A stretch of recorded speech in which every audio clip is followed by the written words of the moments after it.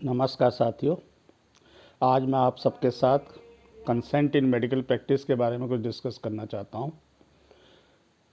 और जैसे आप सबको पता है, कंसेंट का मीनिंग है to give the permission for doing some act. जैसा कि आप सब लोग कभी डॉक्टर के पास जाते हैं और बीइंग डॉक्टर आपके पास पेशेंट आते हैं, उसमें किस प्रकार का कंसेंट होता है और किस प्रकार का कंसेंट होना चाहिए, इसके बारे में कुछ बताना चाहूँगा।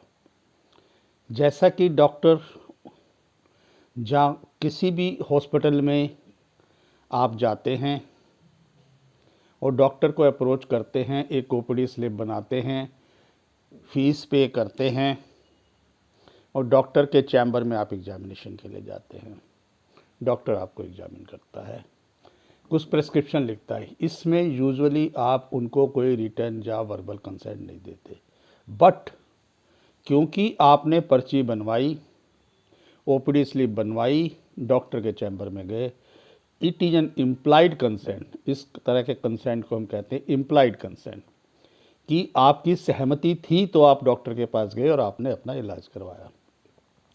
इस प्रकार के इलाज में डॉक्टर लोग कोई स्पेशल एग्जामिनेशन या इन्वेस्टिगेशन नहीं करते, जिसके लिए उनको एक अलग तरीके का रिटर्न कंसेंट लेना पड़ता है, जिसको हम इन्फॉर्म्ड कंसेंट कहते हैं।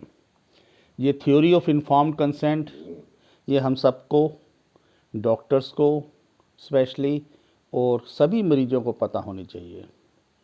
इसमें मैं आपको बताना चाहूँगा कि डॉक्टर द्वारा आप सबको बताया जाएगा कि आपका किस तरह से एग्जामिनेशन किया जाएगा, किस तरह से उसका इलाज किया जा सकता है, किस तरह से इसका ऑपरेशन किया जा सकता है, कौन कौन से ऑपरेशन इस तरह की बीमारी में एप्लीकेबल हैं, उनमें से किसके कितने फ़ायदे हैं, नुकसान हैं, और आप उसमें से कौन सा करवाना चाहते हैं।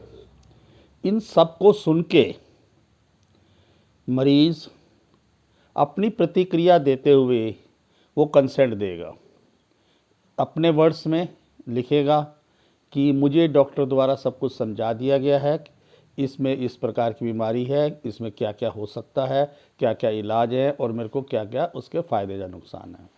मैं उन सबको देखते हुए मैं इस प्रकार का इलाज करवाने के लिए सहमति देता हूँ।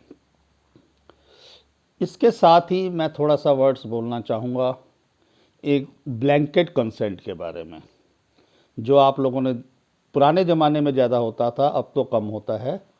कि कई हॉस्पिटल्स में प्रिंटेड फॉर्म होते हैं, जिसमें कि किसी भी मरीज़ के जाते ही वहाँ पे स्टाफ नर्स आती है, उसके घर वालों से या मरीज़ से सिग्नेचर या अंगूठा लगाने को कहती है। उसमें मरीज या रिश्तेदारों को पता नहीं होता यूजुअली कि ऊपर क्या लिखा हुआ है, क्योंकि वो इलाज करवाने आते हैं और वो चुपके से साइन कर देते हैं और उस पर सब तरह की चीज़ें लिखी होती हैं। इस तरह का ब्लैंकेट कंसेंट यूजुअली एप्लीकेबल नहीं होता। इसके सिवा कई बार इमरजेंसी में कोई पेशेंट हॉस्पिटल में आता है, उसमें डॉक्टर्स को इमीडिएटली ट्रीटमेंट देनी होती है, जबकि उसका कोई नियर एंड डियर वन नहीं होता, जब पेशेंट अनकॉन्शियस होता है।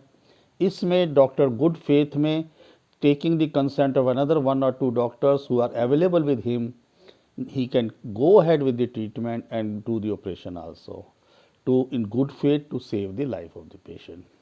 ये नट शेल में थोड़ा सा कंसेंट के बारे में है।